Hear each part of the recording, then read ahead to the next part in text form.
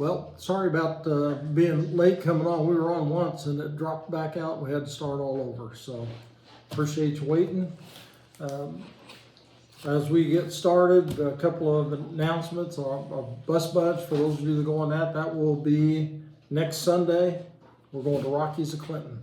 And then Westward Road, a group that we've had here at our church twice, is going to be at the Nazarene Church on Friday, May 29th at 6:30. And I didn't see anything about how they're charging or if there's a charge or anything like that, just the announcement they were going to be there.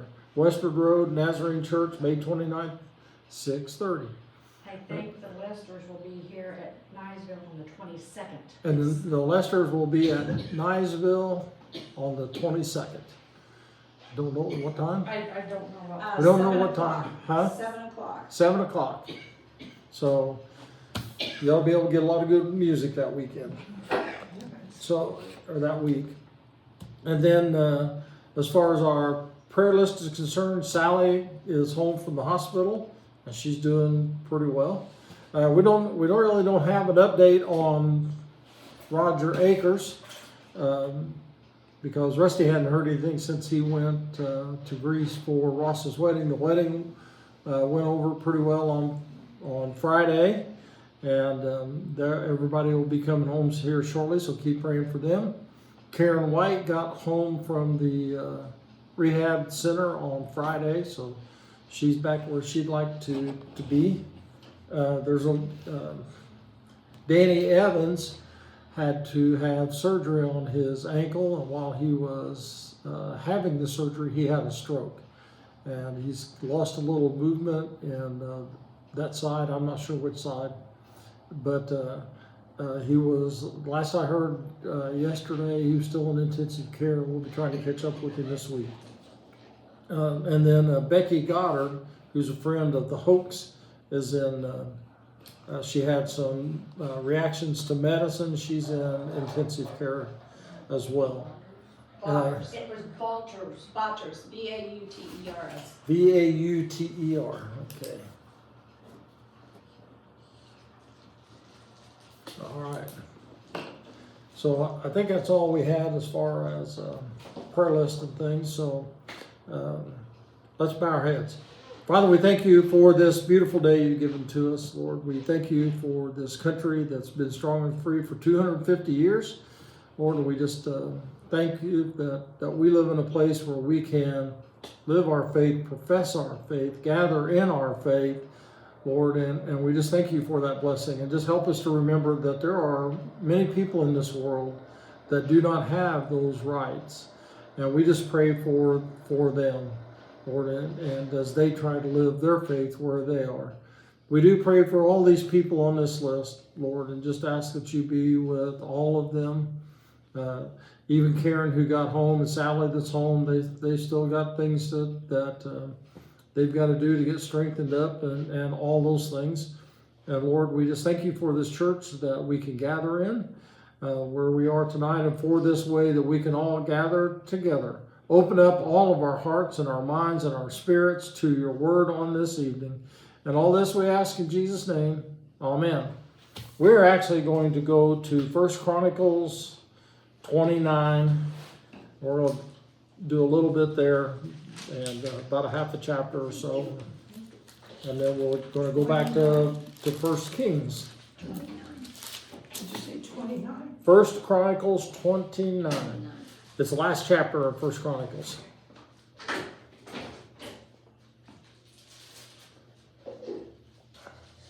Last time we talked about Solomon's on the throne, and about Adonijah and how he tried to take the throne. We talked about that before, and all those things, and how David had prepared him. And David had said it was his time to go the way of the earth, and we talked about what that meant. So I'm not going to go through all the gifts for the temple. We've talked about a lot of those things. It's just tons and tons, literally tons and tons of gold and silver and jewels from David, and gold of Ophir, whatever that means. But It's just like 260 tons of gold, or 110 tons of gold, 260 tons of silver. And that's just what David gave. So, and it's going to take a lot of that to build it the way they want to build it. But I'm going to jump to 29:14, just to, this is kind of at the end of his life, and as David is giving acknowledgement to God. But who am I and who are my people that we should be able to give as generously as this? Everything comes from you, and we have given you only what comes from your hand. We are aliens and strangers in your sight, as were our forefathers. Our days on earth are like a shadow without hope. O Lord our God, as for all this abundance that we have provided for building you a temple for your holy name, it comes from your hand, and all of it belongs to you. I know, my God, that you test the heart and are pleased with integrity. All these things I have given willingly and with honest intent. And now I have seen with joy how willing your people are who have given to you. O Lord, our God of our fathers, Abraham, Isaac, and Israel, keep this desire in the hearts of your people forever, and keep their hearts loyal to you. And give my son Solomon the wholehearted devotion to keep your commands, requirements, and decrees, and to do everything to build the palatial structure which I have provided. Then David said to the whole assembly, Praise the Lord your God. So they all praised the Lord, the God of their fathers. They bowed low and fell prostrate before the Lord and the king. So the biggest thing I want to kind of acknowledge on here is David's attitude about his wealth and where all this money and things came from. He doesn't say, I got this, I acquired this, I did all these things, the people did this, we got this from the battles I fought or the things I led. He said, Lord, all this came to me through your hand, and it all came from your hand. And that's one of the things that we should always remember, that everything belongs to God. And when we do God's work, He will provide for that. And that's what he says here. First off, he says, we're nobody special. That's what he's saying in the beginning. Who are we? We're not anybody special. We're not that we have all these things. And he says, everything comes from you, and we have given you only what comes from your hands. And what he means by aliens and strangers in your sight is that, they didn't have a hand or a land. God brought them to that land as strangers and aliens, and gave it to them. Now, when he says our days on earth are like a shadow without hope, he's not saying we don't have hope. He is saying a shadow is only brief. A shadow is going to disappear. A shadow itself has no hope, because it is here, it is gone, and you can't stop that. And that's kind of the way of the earth, like he said. So, and he says in 16, O Lord our God, as for all this abundance that we have provided for building you a temple, it comes from your hands, and it all belongs to you. And there was and we used it when we were talking about our capital campaign, and it wasn't original to me, but there was a story that was told of a pastor that a church needed a couple of $1 million to do an add-on and all this thing. And they had some problems with the church that they had to fix. And he said, the bad news is, and he lays all out, all the things that they had to fix and all that kind of stuff. And it's going to cost like $2 million. He said, the good news is God's provided enough money for that. Y'all just haven't given it yet. And that's kind of what David was saying. God provided all this, and they gave it. It wasn't that they provided it or they got it. It all came from God. And David says, what God does, it is not about the money, because it all comes from God anyway, that God tests the heart, and it's all about the integrity. And so he says, I give willingly and honestly, and now I have seen with joy how willing your people who are here have given to you. So he says, this all came from you through all of us. It wasn't just me, it's everybody together. And that's kind of what the beginning part of 29 is. And we talked in 1 Kings about, and 2 Samuel about all the money that was given from all of the people.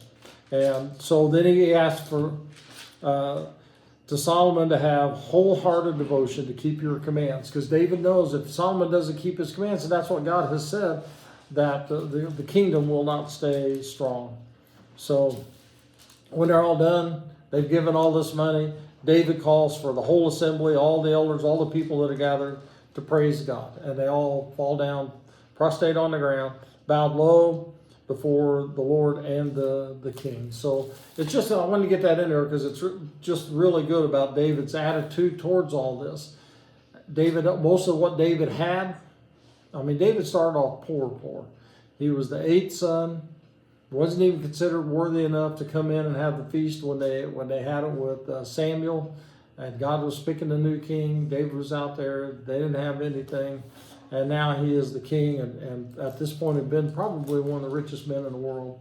Gave all this stuff, but in all of it, he said, it didn't come from me. I'm just giving what God gave me to give.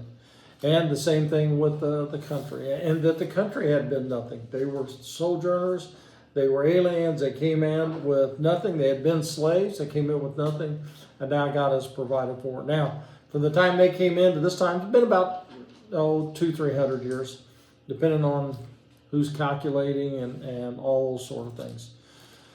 So we're going to move on to verse 21, 1 Chronicles 29, verse 21. The next day, they made sacrifices to the Lord and presented burnt offerings to him, 1,000 bulls, 1,000 rams, and 1,000 male lambs, together with their drink offerings and other sacrifices in abundance for all of Israel. They ate and drank with great joy in the presence of the Lord that day. Now, that's one of the things. A sin offering, you gave the whole thing.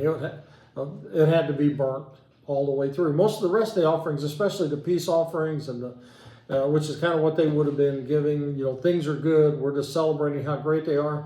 You only gave a portion, and you brought the whole sacrifice in. It was slaughtered. The priest took the priest part. They did what they called a wave, where he held it up, and then the rest of it came back to whoever was sacrificing it. So this would have been a big feast as they had all those things, and all the people that are there. We've got all these elders and all these families and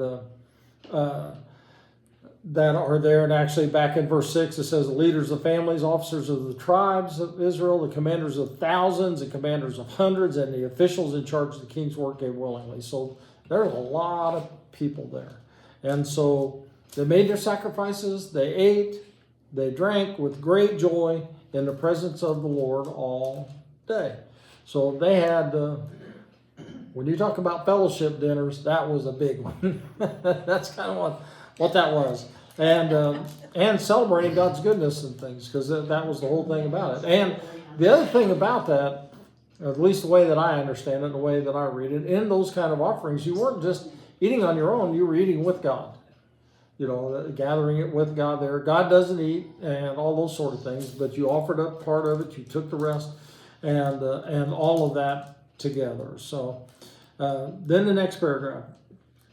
Then they acknowledged Solomon, son of David, as king a second time, anointing him before the Lord to be the ruler and Zadok to be priest. So Solomon sat on the throne of the Lord as king in place of his father David.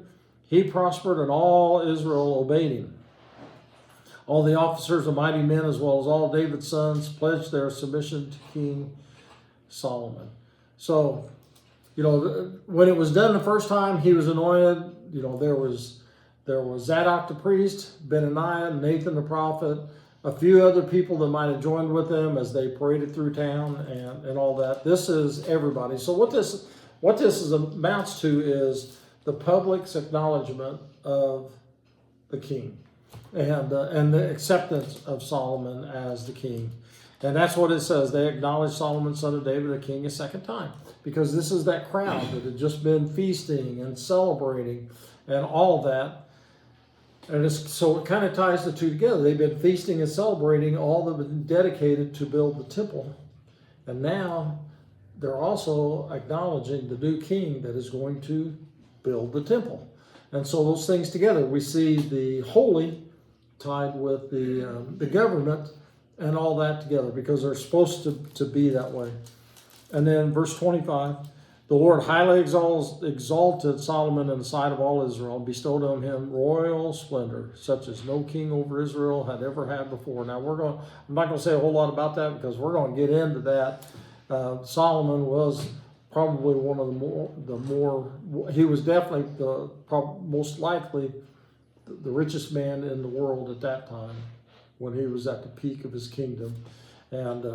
And maybe one of those that was the richest ever. So, verse 26. So all these things are together. Solomon has been picked the first time, ratified the second time. David has donated everything that it takes.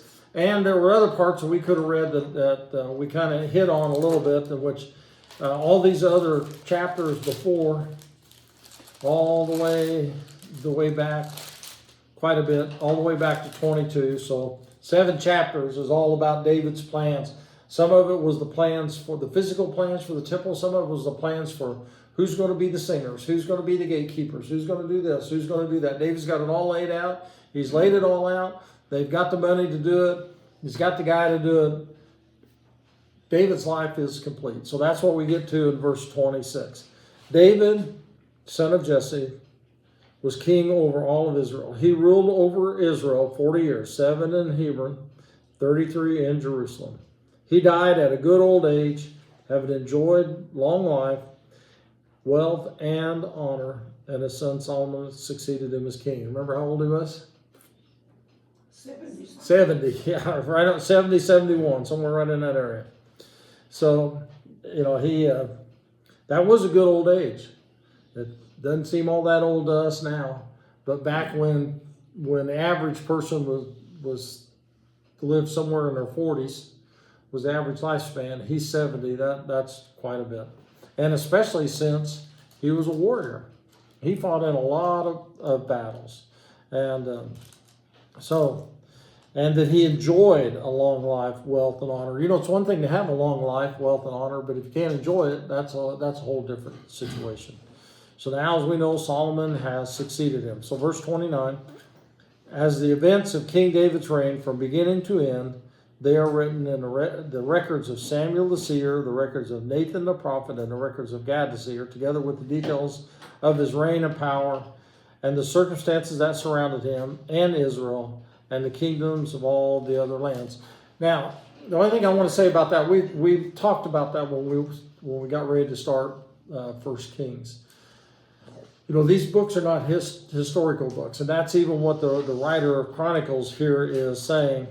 This isn't history, this is faith, and how God worked through history to do His things, and so. And that's what, if you want to read the history, what the writer's saying, if you want to read the history, go read the narratives of these people. Nathan the prophet, the records of Gad the seer, and together with the details of the reign and power, the official records of the court. Now, how many of those we have today? 0. And which usually happened when a country would get defeated, especially in the way that the northern kingdom and later the southern kingdom were defeated. All those records were wiped out, and especially with people like the Assyrians and the Babylonians, because they're trying to wipe out the people.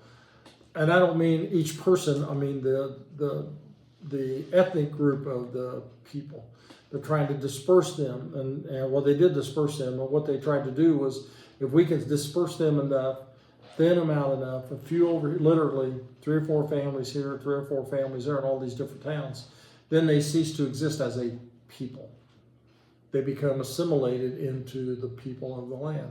And so part of the way you got to do that is you get rid of their history. And so we don't have any of those today. And just how God interacted in that history. Now, we do have some other accounts from some places, but not much, none of those. So now we're going to go back to 1 Kings,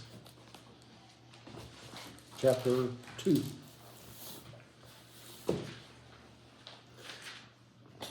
Because that's how we ended up with in verses 10 through 12 was about David dying, being buried in the city of David, and that he reigned for 40 years over Israel. Now, that's one of those one of those things. Which city of David was it? There are two cities of David. And one of them is what? Today in the city of David is born to you Christ the King. Bethlehem.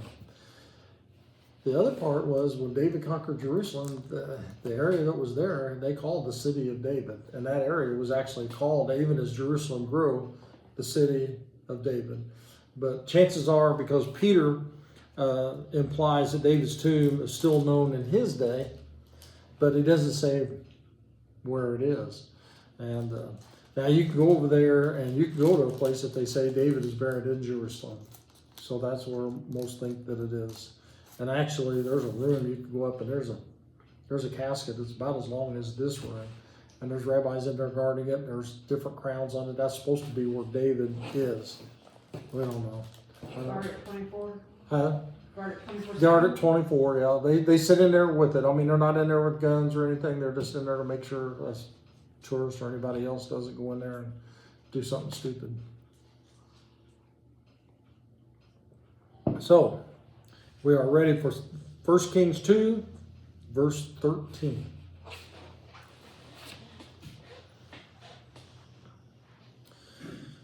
Now, Adonijah, the son of Haggith, went to Bathsheba, Solomon's mother. Bathsheba asked him, "Do you come peacefully?" And he answered, "Yes, peacefully." Then he added, "I have something to say to you." "You may say it," she replied. "As you know," he said, "the kingdom was mine.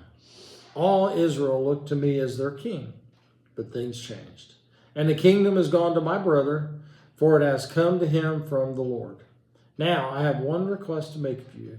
Do not refuse me." "You may make it," she said.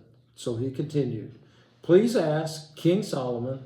He will not refuse you to give me Abishag the Shunammite as my wife." "Very well," Bathsheba replied. "I will speak to the king for you." When Bathsheba went to King Solomon to speak to him for Adonijah, the king stood up to meet her, bowed down to her, and sat down on his throne. He had a throne brought for the king's mother, and she sat down at his right hand. "I have one small request to make of you," she said. "Do not refuse me." The king replied, "Make it, my mother. I will not refuse you." So she said, "Let Abishag the Shunammite be given in marriage to your brother Adonijah." King Solomon answered his mother, "Why do you request Abishag the Shunammite for Adonijah? You might as well request a kingdom for him. After all, he is my older brother. And yes, for him and for Abiathar the priest and Joab, son of Zeruiah." Then Solomon swore by the Lord, "May God deal with me, be it ever so severely, if Adonijah does not pay with his life for this request. And now, as surely as the Lord lives, he who has established me securely on the throne of my father David, and has founded a dynasty for me as he promised, Adonijah shall be put to death today." So King Solomon gave orders to Benaiah, son of Jehoiada, and he struck down Adonijah, and he died. So, Adonijah, Solomon's oldest brother at this time, is the one that tried to usurp the throne without David knowing it.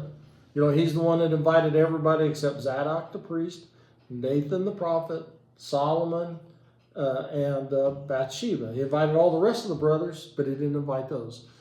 So he had chariots with 50 people in front of him. People were proclaiming, "Long live King Adonijah."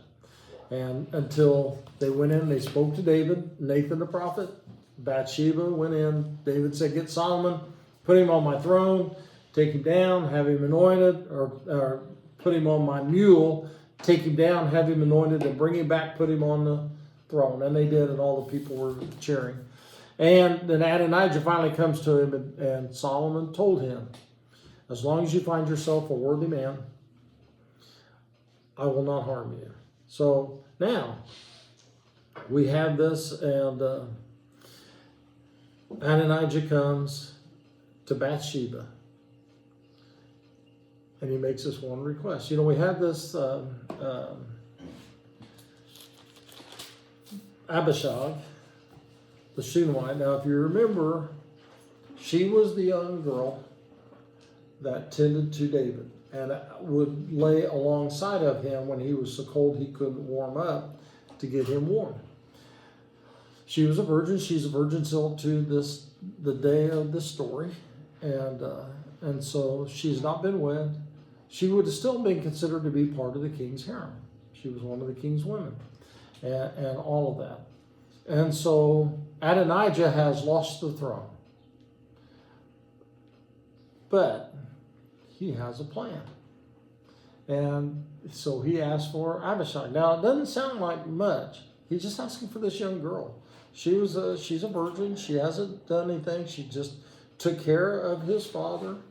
You know, now she's off somewhere and with the rest of David's wives.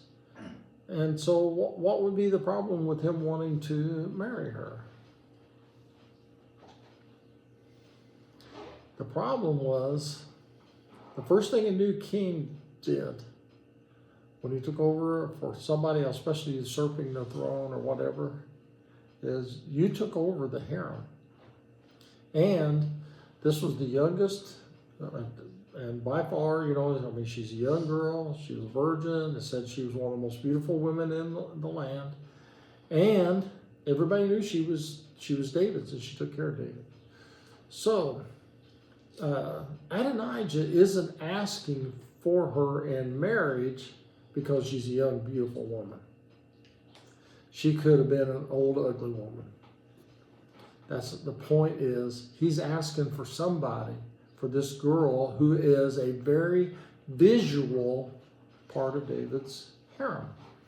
And so if he has her, it means the harem belongs to him, and that he can turn around and claim the kingdom.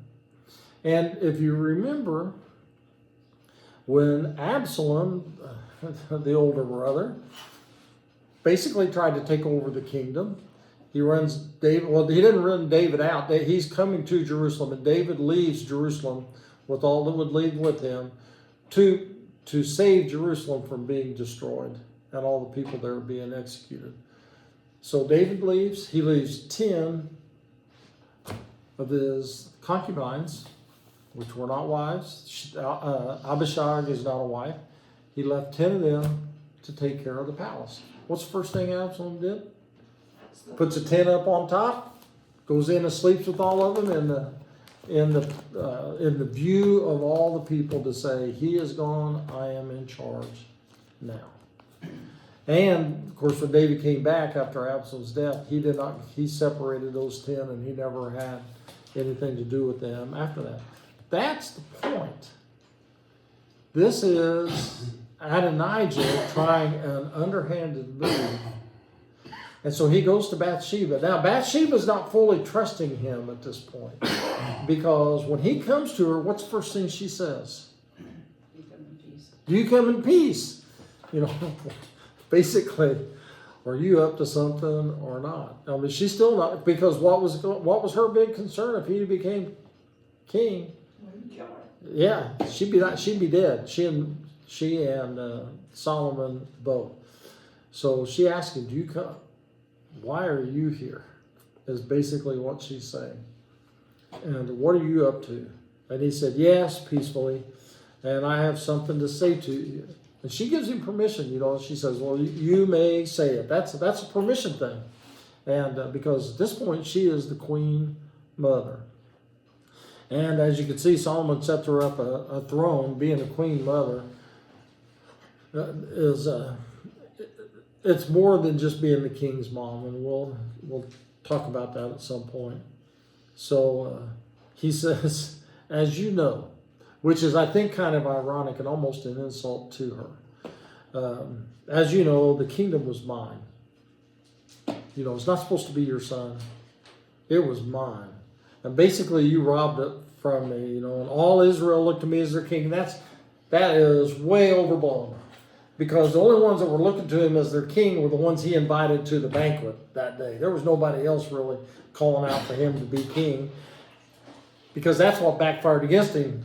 When David has Solomon anointed, ride the mule, get anointed, go to the throne, all the people, the whole town they're all screaming so loud, long live King Solomon, that they hear it outside the city where Adonijah's having his banquet, and they're trying to figure out what's going on until somebody comes in and tells them. So he says, but things changed, and he tries to act like he's accepted, well, it changed, and it went to Solomon because that was the will of the Lord, and all of those things.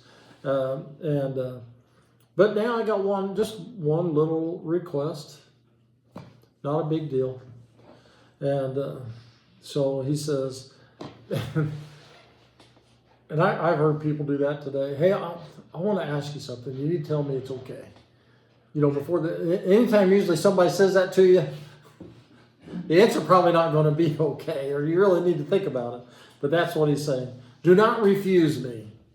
Now, she doesn't say, which Solomon does later to her, sure, whatever you want, it's fine. She says, you may make it. In other words, first she said, you may say it. Now she says, you can make your request. I will listen to you. So that's when he said, please ask King Solomon, because he won't refuse you. Adonijah knows if he goes in and asks for it, it's going to be over. So he's trying to make it look like an innocent thing. Solomon's mom's just going to come in and say, she's just a young girl. What's the big deal? Let him have her. And she kind of buys into that. She doesn't realize what he's doing here. So he says, he will not refuse you to give me Abishag, this Shunammite, as my wife. So she says, okay, very well. I'll ask him.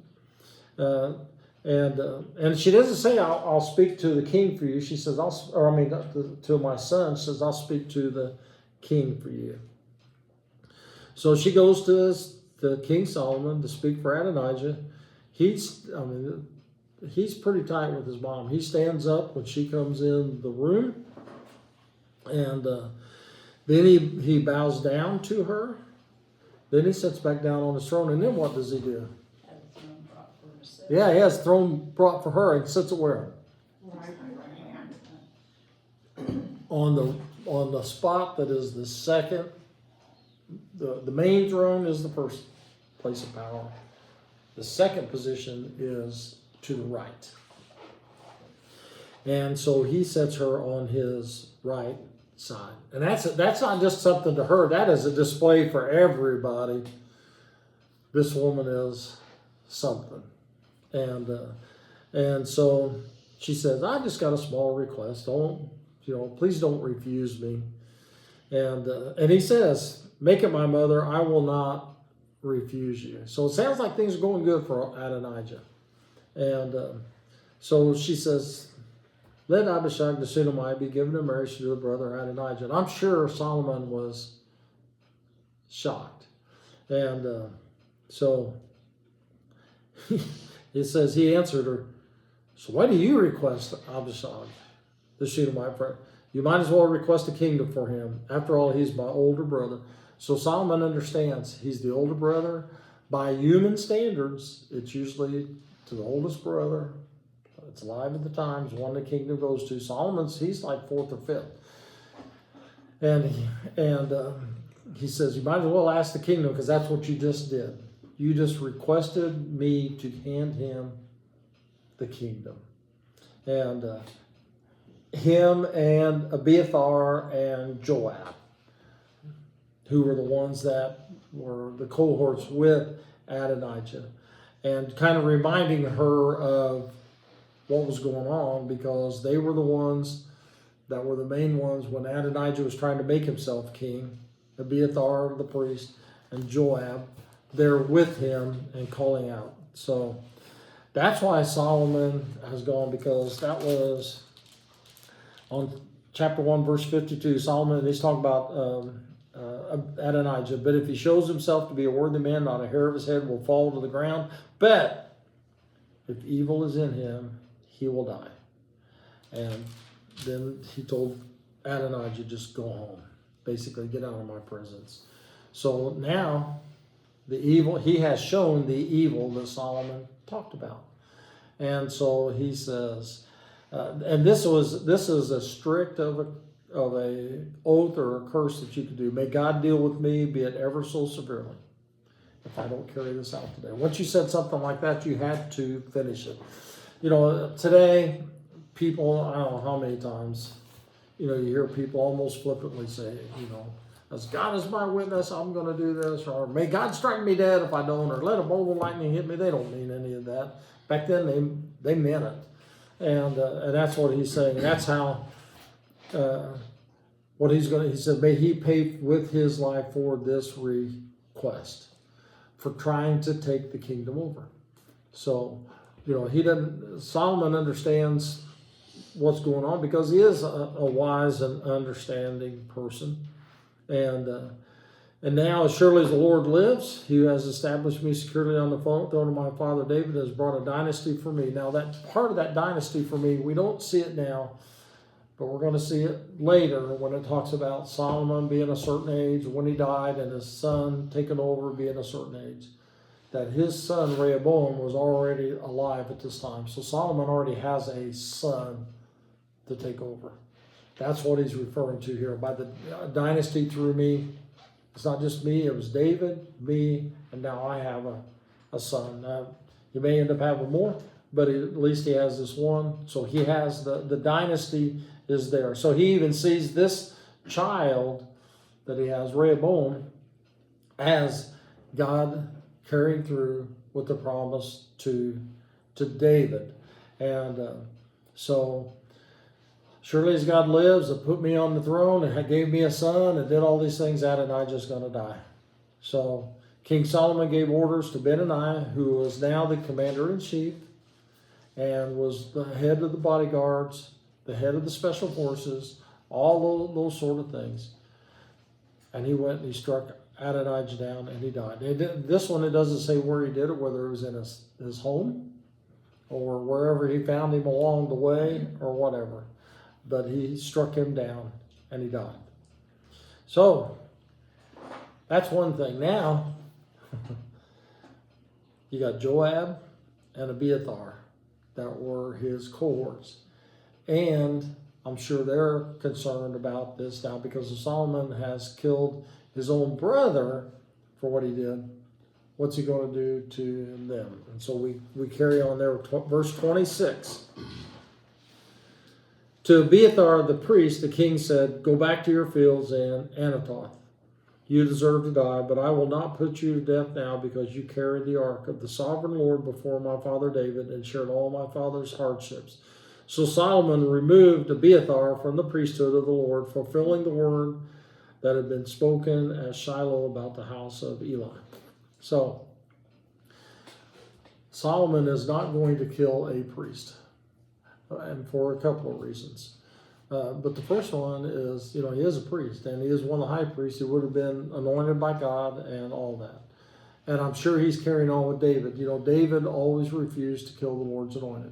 He had opportunities to kill Saul several times. I will not kill the Lord's anointed. He put people to death for trying it, or the ones that claimed that they killed Saul. How dare you kill the Lord's anointed?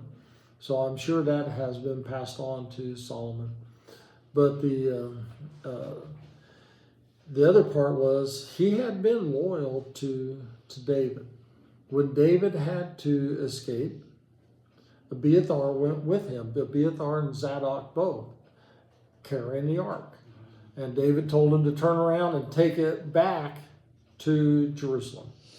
He said, if the time comes that God wants me to come back to it, then so be it. But if it doesn't, that's the way it is. But the ark belongs in Jerusalem, in the capital, and sent him back. And he was with David when Saul killed all the priests in Nob. Abiathar was the only one that escaped. Saul killed 70 some of them. And so when David was hiding out from Saul, when he was going all those places and living in hardship, Abiathar was with him. So he had supported David through some of David's worst times. So he says, I'm not going to kill you, but go back to Anatoth. Now, Anatoth is one of the priestly cities. There were certain cities within the land that were dedicated to the Levites, and some of those things to the priests.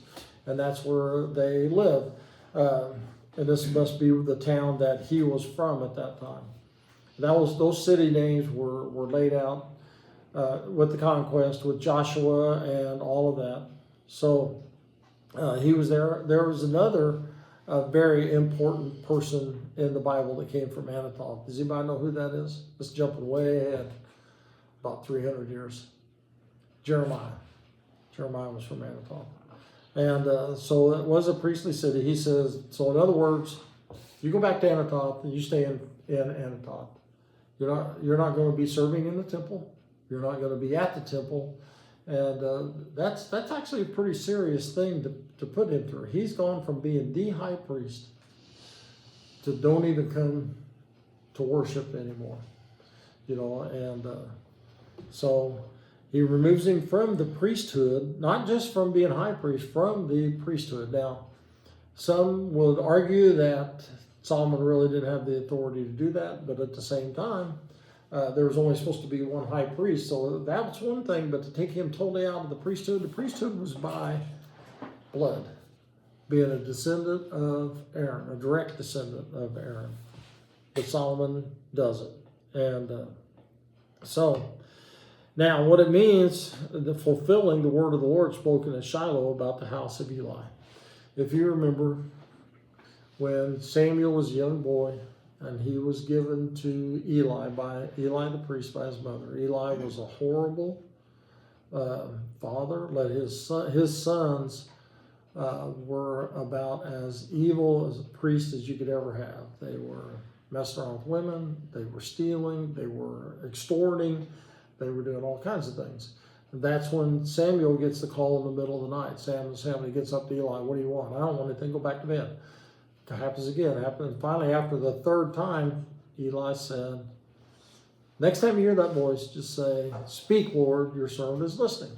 And that's when God lays it all out on Samuel, everything that was going to happen to Eli and his family, which was the second one. There was another prophet that came and told Eli first. So Samuel was actually the confirmation of it all. But it said that throughout the rest of the descendants, that no one would fulfill their life in the priesthood. They would be lame. They would die early, or they wouldn't complete it out. Because if you had any kind of defects in your body, you could not be in the priesthood. So here he is. He doesn't finish out his life as a priest. That's part of that prophecy that came through the first prophet and then through Samuel to Eli. And that it was at Shiloh where the tabernacle was set up at that time. So there's Adonijah, Abiathar. That leaves the third of the cohorts. Verse 28. When the news reached Joab, who had conspired with Adonijah, though not with Absalom, he fled to the tent of the Lord and took hold of the horns of the altar. King Solomon was told that Joab had fled to the tent of the Lord and was beside the altar. Then Solomon ordered Benaiah, son of Jehoiada, go strike him down. So Benaiah entered the tent of the Lord and said to Joab, the king says, come out. But he answered, no, I will die here. So Benaiah reported to the king, this is how Joab answered me. Then the king commanded Benaiah, do as he says. Strike him down and bury him, so clear me and my father's house of the guilt of the innocent blood that Joab shed. The Lord will repay him for the blood he shed, because without the knowledge of my father David, he attacked 2 men and killed them with the sword. Both of them, Abner, son of Ner, commander of Israel's army, and Amasa, son of Jether, commander of Judah's army, were better men and more upright than he. And may the guilt of their blood rest on the head of Joab and his descendants forever. But on David and his descendants, his house and his throne, may there be may there be the Lord's peace forever. So, now, the thing about it is, where they go to the tent. Now, the big altar of burnt offering is not in Jerusalem at this time. So this would have been the incense altar, the only altar that would have been there. And David had brought the tent in, and they brought everything in, but the big altar, the burnt offering was still back, which it makes sense because if they were truly offering all the sacrifices like they said and the things, you wouldn't have been able to hold on to that thing. It was made out of brass, and it would have been extremely hot. But they had a smaller version that was, I think, about 18 by 18 by 36 that they burned incense on. And it was also called an altar. And so I think that is the one that he went to. So Joab finds out Adonijah's dead, Abiathar's been sent home, and now he's worried. Now it says that he conspired with Adonijah, but not with Solomon. As a matter of fact, when Solomon tried to do the same things that Adonijah did, Joab was 100% on David's side and fought for it, and is the one who killed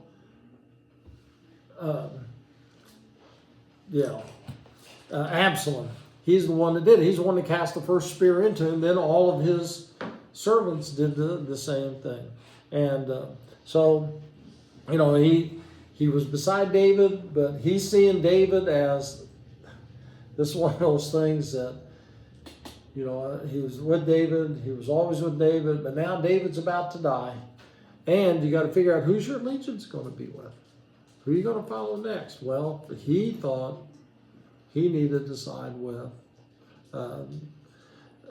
Adonijah. So with Adonijah, they go and all that, and he bet wrong that time. And so now he fled to the tent of the Lord and took hold of the horns of the altar. So he's inside the tent. And Benaniah gets there and says, "Come out." And he says, "I'm not coming out." So he said, and Benaniah said, "The king says, come out." And he said, "I'm not coming out." And because he thinks he's got sanctuary. And sanctuary means that you are safe from everything that's outside. And, you know, it's a place that you can come to. And that's why, you know, even the big room in there, we call it sanctuary. That's a holy place. It's not the same as outside.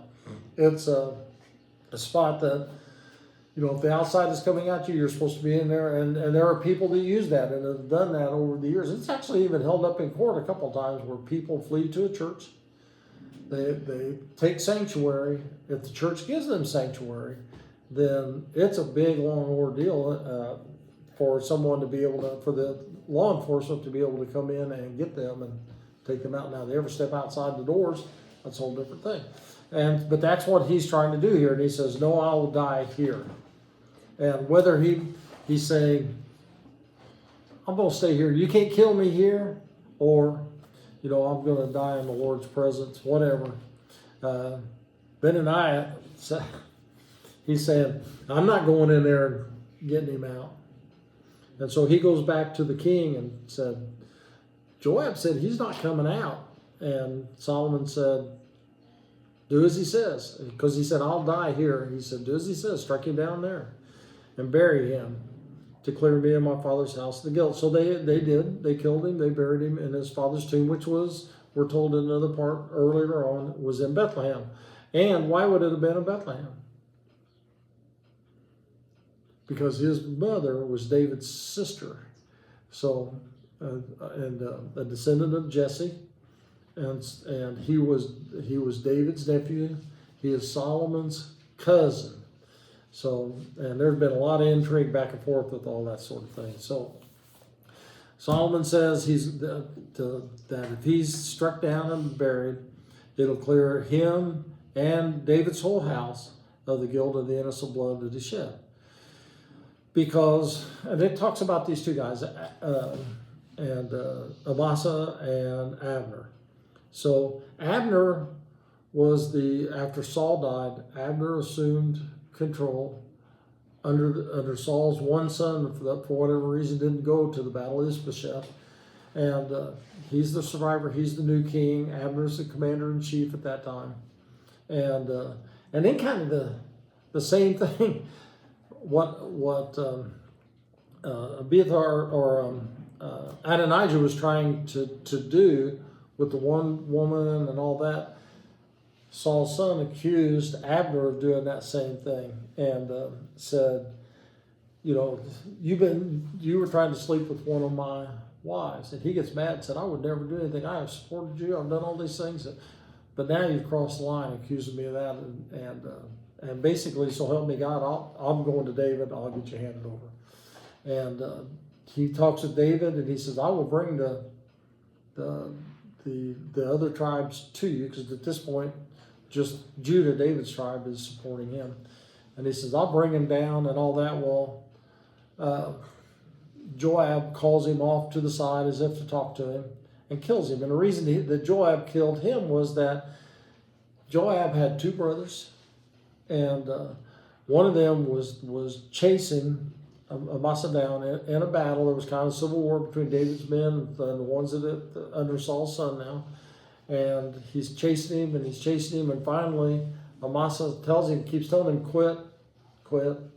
And he does it, and he takes a spear and jabs it backwards and kills Joab's brother, who was trying to catch him to take his life. So Joab doesn't kill Abner in battle. He waits till time of peace. He comes up to him like they're at peace, and then he kills him. And so it was a murder. There's a difference even in the Bible, and David saw it, and he talked about it, and others. There's a difference between, even with the soldier, killing in battle, killing in peacetime. And then it was kind of the same thing with Amasa after David had come back and all these things that had happened.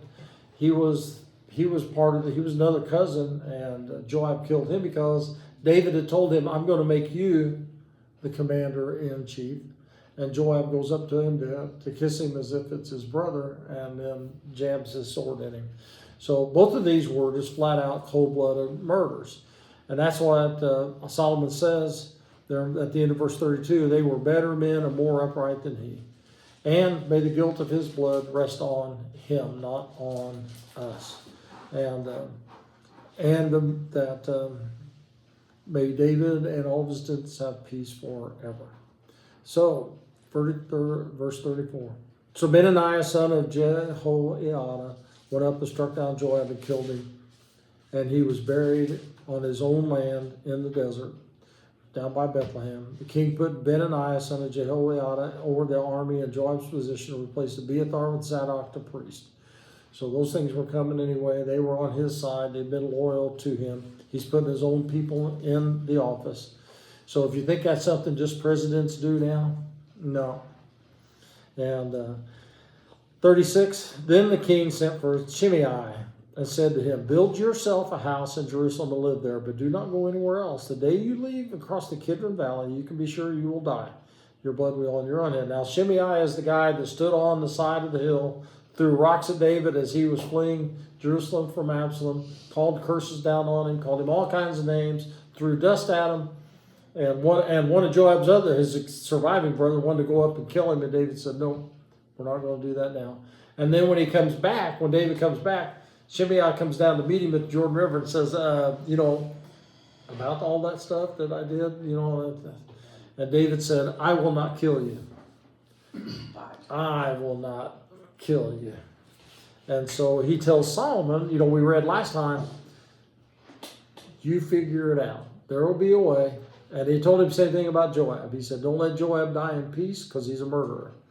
He said, Shimei, he says, you can figure it out. You're a wise person, how to handle him. So he calls him in and he tells him, you cannot leave Jerusalem. And the Kidron Valley is right outside of town. Actually, the valley, the city of Jerusalem is built on the side of the mountain that goes down to the valley. And so he tells him, build yourself a house in Jerusalem, because he's not from Jerusalem. He is a Benjamite. So he's from south of Jerusalem, but he says, you build a house here in the town.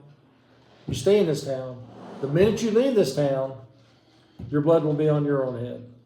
And so, verse 38, Shimei answers the king, what you say is good. Your servant will do as my lord the king has said. And Shimei stayed in Jerusalem for a long time. Everything's good.